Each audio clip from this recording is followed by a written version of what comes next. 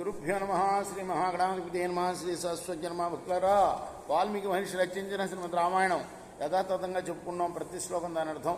ఇందులో భాగంగా నిన్నటి వరకు బాల అయోధ్య అరణ్య కిష్కింద సుందరకాండలు పూర్తి చేసాం. యుద్ధకాండలోని 59 సర్గలు పూర్తి చేసి 60 సర్గలోని 82వ శ్లోకం వరకు చెప్పుకున్నాం.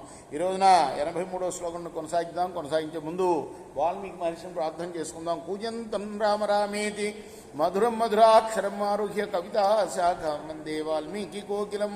సమర్థ గురు సాయినాథ్ మహారాజ్ కీ జై. సుప్తముక్తాప్యభిమాక్షం భీమరూప పరాక్రమం రాక్షసాస్త్వరితా జగ్ముర్దశగ్రీవ నివేశనం.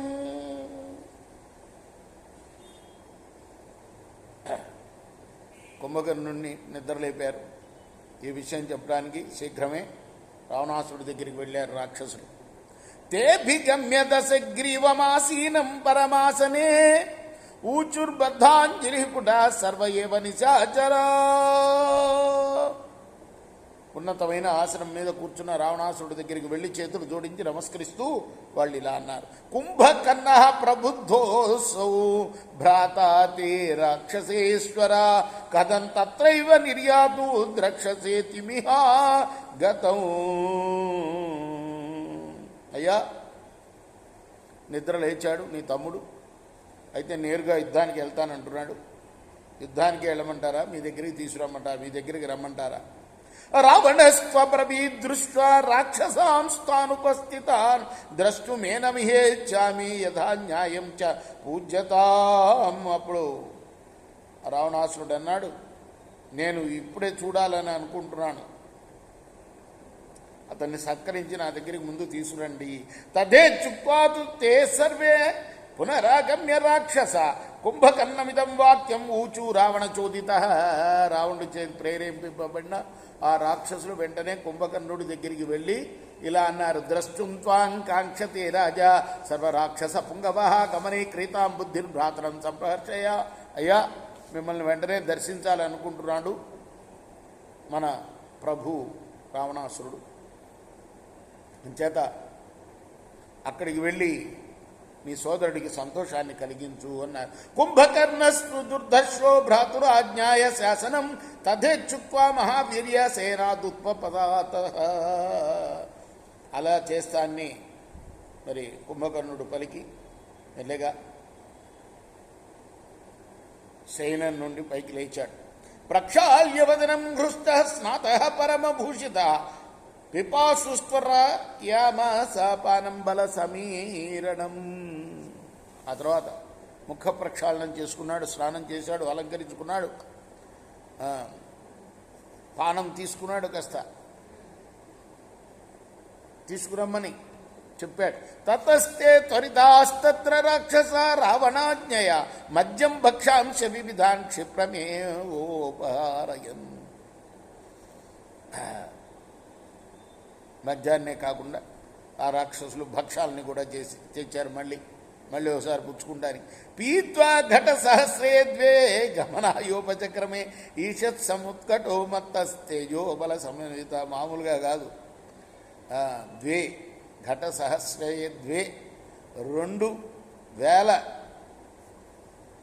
కుండల మద్యం తాగేట. అది దాహం వాడికి.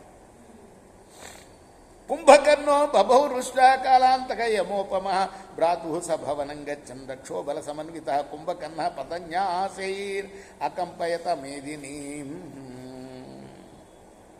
సోదరుడి ఇంటికి వెళుతున్న కోపించిన ఆ కుంభకర్ణుడు ప్రళయకాలంలో లోక సంహారం చేస్తున్న యముళ్లాగా కనబడ్డాడు. వాడి యొక్క పదఘట్టానికి భూమి కంపించిపోయింది.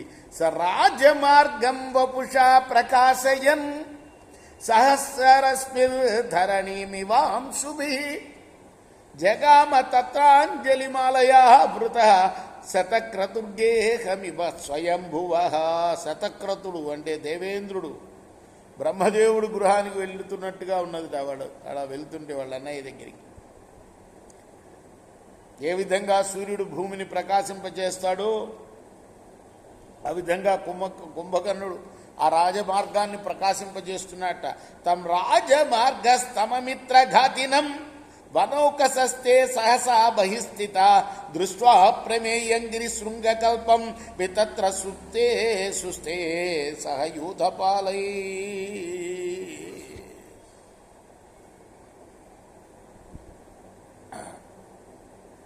వాడిని చూడంగానే అక్కడక్కడ కనపడుతున్న వానరులు ఒక్కసారిగా భయపడిపోయారట.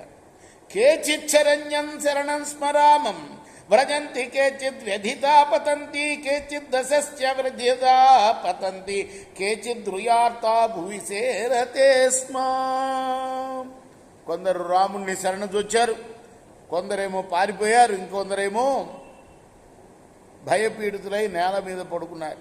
తమద్రి శృంగ ప్రతిమం కిరీటనం సృశస్తమాదిత్యమివాత్మతేజస వనౌకస ప్రేక్ష వివృద్ధమద్భుతం భయార్థితారు దుద్రువిరేయతస్తతః.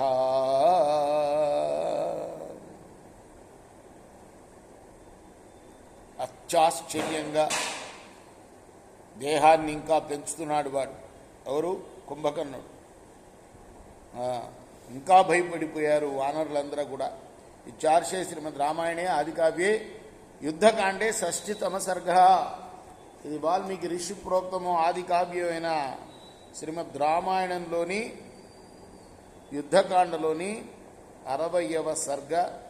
రేపు 61వ సర్గ మొదలు పెడదాం. కృష్ణార్పణమస్తు. సాయి కృష్ణార్పణమస్తు.